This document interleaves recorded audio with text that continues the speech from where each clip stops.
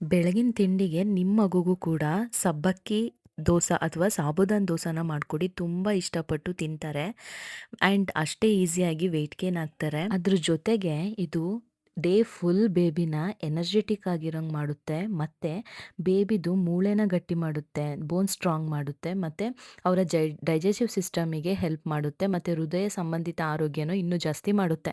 ಇದು ಇದರಿಂದ ಆಗುವಂತಹ ಅಡ್ವಾಂಟೇಜ್. ಆ್ಯಂಡ್ ಇಲ್ಲಿ 1 ಕಪ್ ಆಫ್ ಸಾಬುದಾನ್ ಅಥವಾ ಸಬ್ಬಕ್ಕಿನ ತಗೊಂಡಿದ್ದೀನಿ ಆ್ಯಂಡ್ 1 ಕಪ್ ಆಫ್ ತೋರಿಸ್ತಾ ಇದ್ದೀನಲ್ವಾ, ಇಷ್ಟು ಅಳತೆಯಲ್ಲಿ ಅಕ್ಕಿನ ತಗೊಂಡಿದ್ದೀನಿ. ಇದನ್ನು ಓವರ್ ನೈಟ್ ನೆನೆಸಿಟ್ಕೊಂಡಿದ್ದೀನಿ. ನೋಡ್ತಿದ್ದೀರಲ್ವಾ, ಈ ಹದಕ್ಕೆ ಬಂದಿರುತ್ತೆ.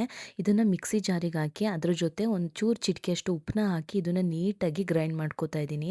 ಅದಾದಮೇಲೆ ಆನಿಯನ್ ಮತ್ತು ಸಾಂಬಾರು ಸೊಪ್ಪನ್ನ ಚಿಕ್ಕದಾಗಿ ಹಚ್ಚಿಟ್ಕೊಂಡು ಹಾಕ್ತಾ ಇದ್ದೀನಿ ಅದ್ರ ಜೊತೆಗೆ. ಇನ್ ಕೇಸ್ ನಿಮ್ಮ ಬೇಬಿ ಇಷ್ಟಪಡಲಿಲ್ಲ ಅಂತ ಹೇಳಿದರೆ ಅದನ್ನು ಸ್ಕಿಪ್ ಮಾಡ್ಕೋಬೋದು.